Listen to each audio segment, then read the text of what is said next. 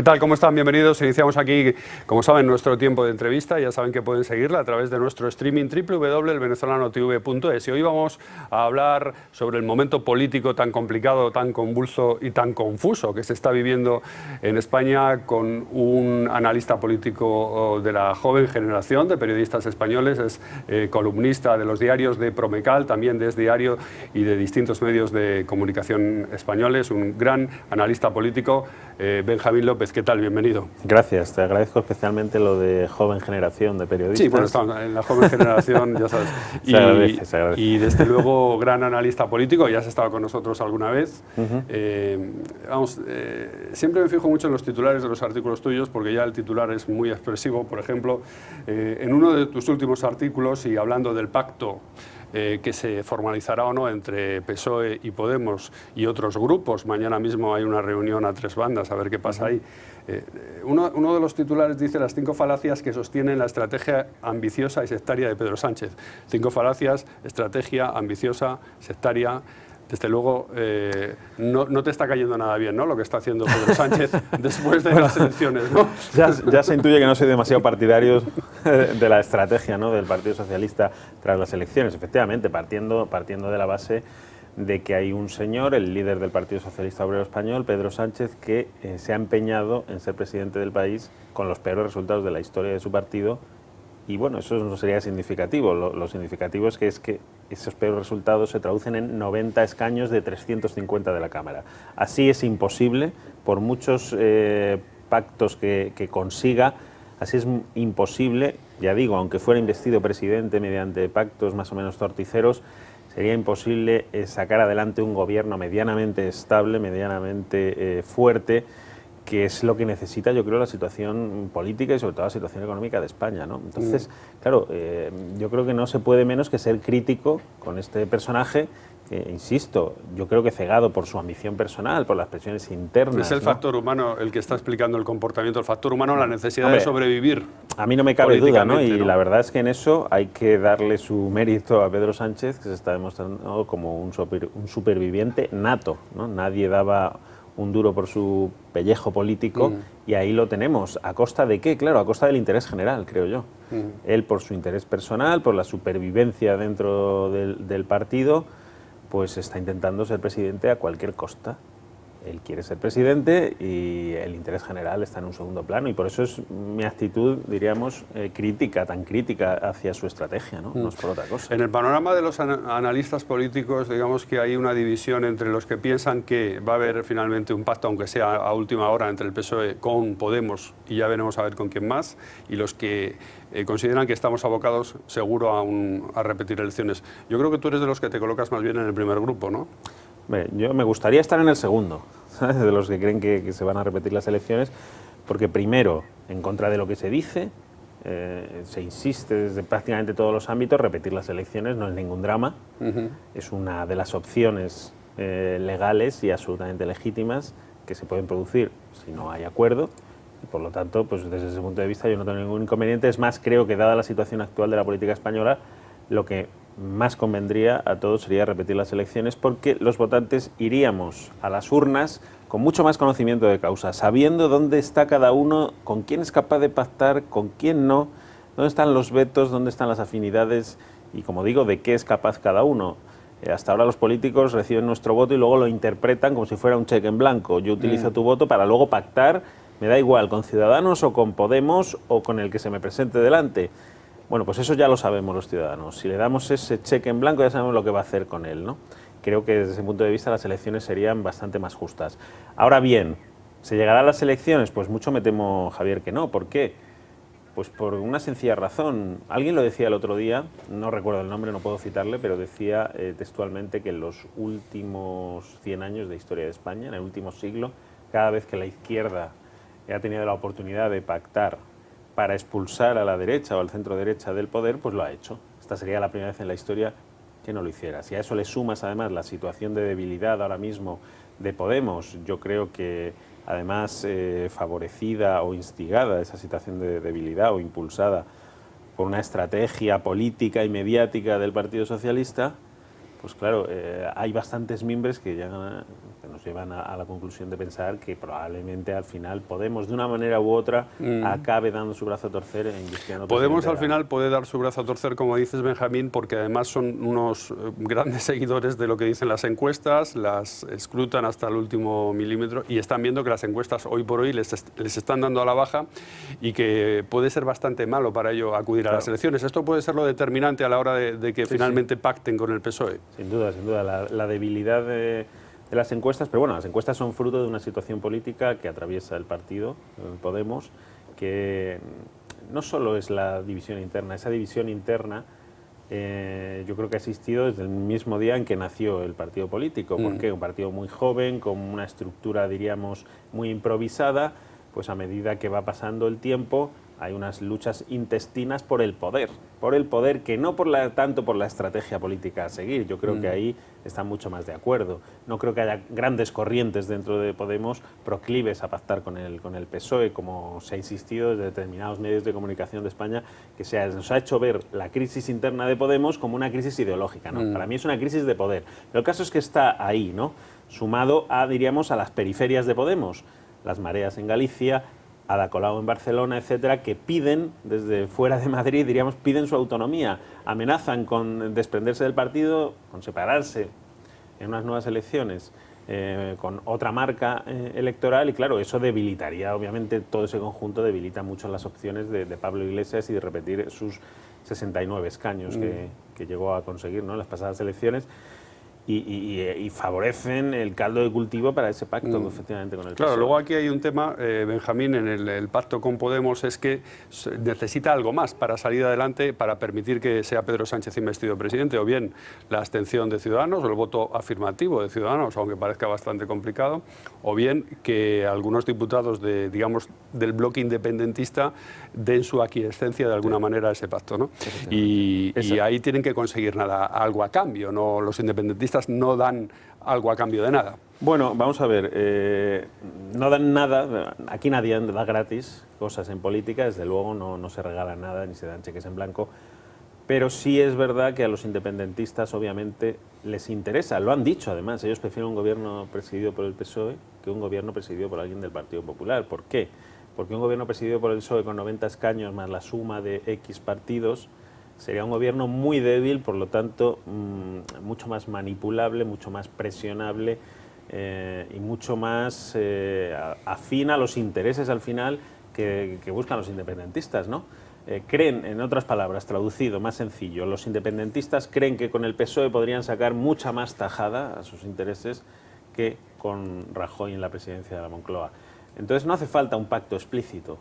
De hecho, ya está habiendo conversaciones por debajo de la mesa nos hemos enterado que Pedro Sánchez está reunido con Oriol Junqueras hace unos días, en secreto, y claro, el PSOE esta misma mañana ha desmentido que allí no se habló de la investidura, pero claro, eso es como contarnos que se reúne Rajoy con Rivera y no hablan de la investidura, es absolutamente imposible. O sea, no han quedado para hablar de fútbol, del Madrid-Barça, han quedado obviamente para hablar de la investidura de Pedro Sánchez. Y bueno, pues si sumas todos estos factores, yo lo que me temo, no es lo que me gustaría, pero lo que me temo es que al final tendremos pues eso, un pacto PSOE-Podemos, apoyado por Izquierda Unida, otra serie de partidos, diríamos, no independentistas, aunque sí nacionalistas, como el PNV, y la abstención de los independentistas, negociada por debajo de la mesa, pero no hacen falta grandes concesiones, es lo que quiero decir. Pero tú fíjate, se formaría un gobierno del PSOE, sin necesidad de admitir el referéndum en Cataluña, claro, como ellos están pidiendo. Sin necesidad de admitirlo, por lo menos de forma explícita. Pero es que da igual, porque es que el PSOE estaría condicionado, primero, por su filial catalana PSC, que hasta hace 4 días llevaba el derecho a decidir en su programa electoral, y que se mueve en un mar de dudas entre si estar a favor o no del derecho a decidir. Y segundo, absolutamente condicionado también por los votos de Podemos, que es partidario a ultranza del derecho a decidir, que es la autodeterminación, no nos engañemos, esto se le llama derecho a decidir, pero esto es la autodeterminación. Entonces, bueno, pues los independentistas saben que pueden sacar mucho más rendimiento a ese gobierno que enfrentarse a un gobierno formado por el PP con Ciudadanos, etcétera. Dices en uno de tus últimos artículos y hablas de los dos motivos por los que el pacto PSOE-Ciudadanos está abocado al fracaso. Es uno de los titulares que tengo sobre los artículos o las columnas que publicas en el Es Diario, que fue un pacto realmente que se anunció con grandes campanillas, Rivera y Pedro Sánchez como los conductores, digamos, así se presentó, de esta nueva transición, como gusta decir y tal.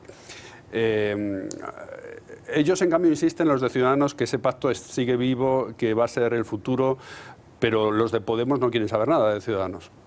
Bueno, ¿Ves la posibilidad, porque algunos contemplan la posibilidad de que Podemos finalmente se abstenga o incluso vote a favor de ese pacto y que gobierne el PSOE con Ciudadanos? Bueno, eso sería otra posibilidad. Lo que pasa es que es muy difícil de explicar para un partido que se autodenomina revolucionario, ¿no? Al final dejar gobernar al Partido Socialista con la otra derecha, que como les llaman ellos, ¿no? Que es Ciudadanos. No sé si los votantes de Podemos podrían tolerar eso y por lo tanto, bueno, es una opción que está encima de la mesa, puede ocurrir, depende de la debilidad de Podemos y hasta dónde se lleven todas estas negociaciones, pero yo no la veo tan factible, la verdad. Es más, Ciudadanos ayer, su número 2, Juan Carlos Girauta, pedía ya sillones dentro del gobierno socialista. ¿Esto por qué lo hace? Pues porque el jueves se reúnen los tres y claro, de alguna manera Ciudadanos está diciendo, oye, nosotros exigimos determinadas cosas y si Podemos quiere que las acepte. Y si no, pues rompemos la baraja. Para mí es un anticipo de lo que va a suceder el jueves, que es que se va a romper definitivamente ese pacto PSOE-Ciudadanos, porque además es un pacto absolutamente en el aire, ¿no? Que es lo que defendía. ¿Cuál es la falacia de ese pacto? Pues que hay un partido, que es el Partido Socialista, que firma con Ciudadanos, y mientras Ciudadanos dice que ese pacto sirve para atraer al PP, cosa que es imposible porque el PSOE veta al PP, el otro miembro del pacto, el PSOE, dice que ese mismo pacto sirve para atraer a Podemos, lo cual también es imposible porque Ciudadanos veta a Podemos. Con lo cual creo que es un engaño masivo a los españoles ese pacto, es una forma de ganar tiempo, incluso si lo quieres ver bien, por parte de Ciudadanos, para mí es una forma de quedar bien ante la opinión pública, ¿no? Porque eso es que está quedando bien ante la opinión pública, si tienen razón las encuestas, porque sí que les dan una cierta tendencia al alza con todos estos movimientos que están haciendo, colocarse como en el medio del tablero, engrasando las relaciones entre el PSOE y el PP, que no existen realmente, pero ellos sí que consiguen transmitir esa imagen, ¿no? de mediadores, ¿no? Es verdad que desde ese punto de vista, que al final es el que importa, porque aquí lo que importa son los votos y quién te apoya y lo demás, los análisis, pues al final, como se decía, ¿no? Las exclusivas de hoy sirven para envolver los bocadillos de mañana, ¿sabes? Pues es verdad, los análisis periodísticos pues sirven de poco ante la rotundidad de los hechos, que es que Ciudadanos efectivamente está avanzando en las encuestas. Pero yo ahí tengo la teoría, porque claro, ¿de dónde le vienen esos apoyos? Según las últimas encuestas, el PP sube y Ciudadanos sube. Entonces Ciudadanos no le está quitando votos al PP, que parece su caladero natural de votos. Para mí se los está quitando a Podemos, porque al final, aunque parezca increíble, antes de las elecciones, las encuestas que se manejaban daban un resultado electoral a Ciudadanos bastante más alto del que luego obtuvo, y a Podemos bastante más bajo del que luego obtuvo. Yo creo que hay un trasvase de votos entre ambas formaciones, porque hay gente, diríamos, ciudadanos que votan, que quieren algo nuevo, algo diferente. Es el voto joven, ¿no? Dicen que el voto viejo es el voto del PP y del PSOE y el voto de gente de 45 hacia abajo es el voto de Ciudadanos y de Podemos. En general es lo que se suele decir. Y el tradicional voto indeciso, que en muchas elecciones se iba hacia el PP o hacia el PSOE y así daba la victoria a uno o a otro, que se hablaba siempre de un 15% de los votantes, nada menos, pues yo creo que ese 15% pues es el que está fluctuando, busca algo nuevo, ¿no? Probablemente desencantado con PP y PSOE, busca algo nuevo y pues en las últimas elecciones le convencieron más los cantos de sirena de Podemos, que la verdad es que hizo una campaña electoral muy inteligente, y abandonaron quizá a Ciudadanos, pero tenían ahí esa duda, ¿no? De cualquiera de los dos, por decirlo de alguna manera, les vale, ¿no? Porque es algo nuevo, algo diferente. Ahora, transcurrido ya unos meses de las elecciones, viendo cómo Podemos pues apoya a personajes como Otegi, cómo se pone del lado del soberanismo catalán, etcétera, etcétera, cosas que a muchos españoles pues no les gustan, pues dicen, oye, igual nos equivocamos al votar y hay que darle un voto de confianza a Ciudadanos. Lo que está saliendo en las últimas horas sobre Podemos, Benjamín, a ti te gusta mucho tratar también este tema de los asuntos turbios que rodean a los populistas, ¿no? Lo que salió ayer, lo que sigue saliendo hoy en el diario ABC, firmado por Javier Chicote, la demostración tan clara de que Hugo Chávez destinó 7 millones, nada menos que 7 millones de euros a una fundación de estudios e informe, pero que el sentido común y la lógica dice que ese dinero fue a parar realmente a la fundación de lo que ha sido Podemos, y que es lo que Chávez quería que fuera la punta de lanza de nada menos que de un cambio bolivariano en España. Esa era Efectivamente, la idea de Hugo Chávez en sus sueños bolivarianos. Si recuerdas a Diosdado Cabello en un mitin en Venezuela cuando Tsipras gana las elecciones en Grecia, dice es el chavismo que ha llegado a Europa y que ya está a punto de llegar también a España. Bueno, estos papeles que publicaba el otro día el ABC ayer, pues esto simplemente confirma efectivamente, diríamos, que el surgimiento de Podemos aquí no es casual y tiene poco que ver con la indignación y todo esto que se nos ha vendido, que también, diríamos, que aprovecha ese viento, pero que esto responde en realidad a un plan preconcebido por el chavismo para formar un partido político hermano en España e influenciar en la política nacional, ¿no? Lo que pasa es que luego todos estos factores externos, el 15M, la crisis económica y tal, ha sido un caldo de cultivo perfecto para que esto coja un volumen que nadie esperaba, ¿no? Pero más allá de la responsabilidad, diríamos, penal que puedan tener esos 7 millones de euros, porque en España la legislación prohíbe expresamente que un partido se financie con dinero extranjero, eso sería un delito.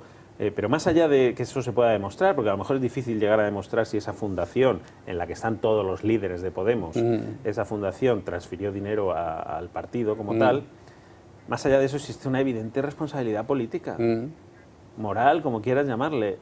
Y aquí lo que se pone de manifiesto es que a Podemos no se le juzga con la misma vara de medir. O sea, hay unos parámetros en España claro, para pero esto juzgar realmente el Partido Socialista, que ha sido un partido fundamental en los últimos 40 años, decías tú en una otra entrevista que te hice, no nos habrá ido tan mal con el PP y con el PSOE también, ¿no? Durante los últimos 40 años, cuando estamos donde estamos, ¿no? Que no dejamos de ser una de las economías grandes de la Unión Europea, etcétera. Pero claro, el Partido Socialista ahora mismo está negociando tranquilamente con unas personas que claramente tienen objetivos prácticamente totalitarios en España. Esa es la responsabilidad política a la que te refieres, ¿no? Hombre, vamos a ver, efectivamente, es que el Partido Socialista que pone un veto al Partido Popular, un veto absoluto, un muro delante, un muro infranqueable frente al Partido Popular, ni siquiera se sientan a negociar con ellos en la mesa, no tiene inconveniente en sentarse a negociar con este partido, como tú dices. Pues hombre, tiene diríamos, unos aires democráticos bastante dudosos, ¿no? Y todo lo que conocemos de ellos, pues cada día es, diríamos, más grave y más preocupante. Con ellos no hay problema, no solo para sentarse a negociar, sino incluso para formar un gobierno con ellos. Claro, ¿esto a qué responde? Efectivamente, el Partido Popular y el PP han hecho grandes cosas, yo creo, por este país durante los últimos durante las últimas décadas, ¿no? Desde la restauración democrática. Pero creo, a mi juicio, que hubo un punto de inflexión en el PSOE, que fue la llegada al poder de Zapatero. A partir de ahí, pues se empezó a hablar ya diríamos, de los cordones sanitarios en torno al PP, se empezó a criminalizar al PP, a plantearlo ante la opinión pública o ante sus votantes como un partido con el que no se puede pactar, como un partido indecente, poco más o menos. Y bueno, pues claro, eso ha ido calando, de tal manera que efectivamente ahora al PSOE se le hace muy difícil explicarle a sus votantes que pudiera llegar a un pacto con el PP. ¿Por qué? Porque se les ha estado adoctrinando en que el PP tiene cuernos, rabo y un tridente, que es el demonio, ¿no? Bueno, hay una radicalización para mí desde del PSOE que viene ya desde Zapatero y que está dificultando absolutamente salir de este embrollo, ¿no? Por eso decía antes que ojalá se repitan las elecciones y yo creo que los españoles, con mucho más conocimiento de causa, pues votaremos diferente, ¿eh? Si se repitieran las elecciones, Benjamín, parece claro también que el PP va a seguir apostando a Mariano Rajoy, no va a haber ningún cambio en el Partido Popular, pero si no se repiten las elecciones y hay ese pacto que pudiera producirse entre Podemos, PSOE con Podemos e independentistas, la catarsis en el PP yo creo que está garantizada y ahí cada vez se habla más de una fractura dentro del partido entre los jóvenes y los que ya estaban, ¿no? Hablas tú también en algún artículo de esta historia, ¿no? ¿Hay una rebelión latente que todavía no se ha producido dentro del Partido Popular? Yo no lo llamaría rebelión, la verdad. Si vamos a ver, si el Partido Popular efectivamente se pasa a la oposición por una cuestión casi de transición natural, el que ha sido el presidente del gobierno no creo que vaya a estar 4 años en la oposición o 3 o lo que dure la legislatura. Por lo tanto, ahí tendría que haber una renovación en el liderato del Partido Popular. revolución latente, no, yo no la llamaría así, porque es verdad que yo detecto, y por lo que hablo con dirigentes del PP, sobre todo con esta nueva hornada, pues que ellos tienen primero una absoluta lealtad a Mariano Rajoy y una absoluta gratitud, entre otras cosas porque él los ha nombrado y los ha puesto ahí, ¿no?, en la responsabilidad que tienen ahora. Pero también es verdad que ellos ven de forma diferente, sobre todo, la respuesta del partido ante la corrupción. ¿Por qué lo ven de forma diferente? Pues porque ellos no han vivido esos años, no pertenecen a esa generación, no tienen absolutamente ninguna responsabilidad en ningún pasado, y por ponerte un ejemplo, es que ni siquiera muchos de ellos conocen personalmente a Rita Barberá. Entonces, si por ellos fuera, si ellos tuvieran la decisión absoluta, Rita Barberá hubiera sido expulsada del partido, probablemente se hubieran tomado medidas muchísimo más drásticas y muchísimo más contundentes. Desde ese punto de vista, no comparten la estrategia al 100% de Mariano Rajoy, pero tampoco la van a cuestionar claramente en público, porque digo que le tienen lealtad. Si no se repiten las elecciones y Pedro Sánchez logra ser investido, desde luego habría yo creo que Rajoy se retiraría, y sí que probablemente habría disputas, pero las naturales y habituales entre gente que aspira legítimamente a ser, ¿no?, la cabeza del partido, lógicamente. Desde, bueno, pues ya sabemos figuras, Santa María o algunos de los nuevos que a lo mejor vienen empujando fuerte por detrás y que también tienen derecho a aspirar a ese puesto, si Rajoy lo deja vacante, ¿no? De todas formas, yo creo que Rajoy, en un momento dado, esto es una convicción personal más que una información, pero por lo que conozco al personaje, yo creo que si Rajoy llegase al convencimiento, bien ahora, bien antes de las elecciones, de que él era realmente el estorbo para formar gobierno, él daría un paso a un lado. Lo que pasa es que es una carta muy fuerte de jugar, que no la va a jugar ahora mismo, sino en el momento clave de la partida, diríamos, y ese momento todavía no ha llegado. Nos estamos acercando, pero todavía no ha llegado. Luego tenemos el caso del Partido Socialista, que también está ahí cogido un poco con alfileres, el liderazgo de Pedro Sánchez totalmente cogido con alfileres. Si Pedro Sánchez no consigue ser investido presidente, puede aguantar unas nuevas elecciones, pero poco más, si no consigue un resultado bueno en las elecciones. Desde luego, si consigue un resultado igual que el que tuvo el 20 de diciembre, se va a ir. Y todo el mundo da por hecho que la sustituta es Susana Díaz, ¿no?, que le tiene muchas ganas según se percibe en ciertos análisis. Entonces podríamos tener un cambio en los dos principales partidos, en los dos protagonistas del bipartidismo, ¿no? Sí, vamos a ver, Pedro Sánchez, la verdad es que ha estado discutido desde el mismo momento en que fue elegido secretario general. Desde ese momento le han hecho la cama desde dentro, ha tenido multitud de enemigos, y esto de alguna forma le ha condicionado en toda su actitud. Por eso, volviendo al inicio de la entrevista, por eso él está en la situación en la que está ahora. Él sabe que su única baza de supervivencia política es ser presidente del gobierno. Si no es presidente del gobierno, entonces se abrirá la guerra intestina, claramente, porque ya existe esa guerra. Es decir, las grabaciones que se filtraron de uno de los comités federales que celebró el PSOE hace unas semanas, en las que Pedro Sánchez presumía de un resultado histórico, y claro, le decían, oiga usted, ¿resultado histórico? ¿El peor resultado de la historia? ¿Es para usted un resultado histórico? No, aquí nos hemos pegado un batacazo muy grande. Lo que pasa es que los varones, diríamos, más experimentados, el de Extremadura, etcétera, los líderes socialistas de algunas comunidades autónomas, diríamos, han frenado esa rebelión porque, claro, han dicho con buen criterio, desde su punto de vista, que no les interesa, lo último que le puede interesar ahora mismo al PSOE es, en plena, diríamos, debate de investidura, de negociaciones para formar gobierno, abrir ese melón de la sucesión de Pedro Sánchez y esa batalla interna, ¿no? Pero vamos, que eso está ahí, vamos. ¿No? Sánchez y Díaz firman tablas en el Comité Federal del PSOE a la espera de aniquilarse. Leo en un artículo. Es bastante expresivo, ¿no? Sí, bueno, es que es así. Llegaron al convencimiento en ese Comité Federal de que no era el momento, desde luego, no era el momento, porque hubiera sido la perdición del Partido Socialista, si en vez de dedicarse a intentar formar gobierno o a hablar de las negociaciones o a hablar de la investidura, aunque sea la mitad de lo que se haga sea pleno postureo y delante de las cámaras, pero hubiera sido su perdición si en vez de dedicarse a eso se dedican a arrebatarse uno a otro la Secretaría General y a ver quién manda dentro. Lo decía muy bien Fernández Vara de Extremadura, que dice, los españoles no nos perdonarían que en estos momentos nos preocupásemos más de nosotros que de la situación política.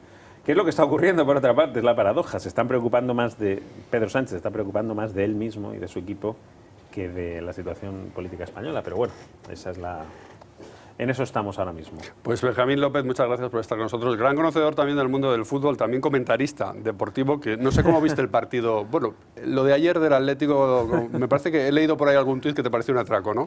Pues sí, un atraco. Decían en toda regla. El Atlético con el Barcelona. Sí, absolutamente, vamos.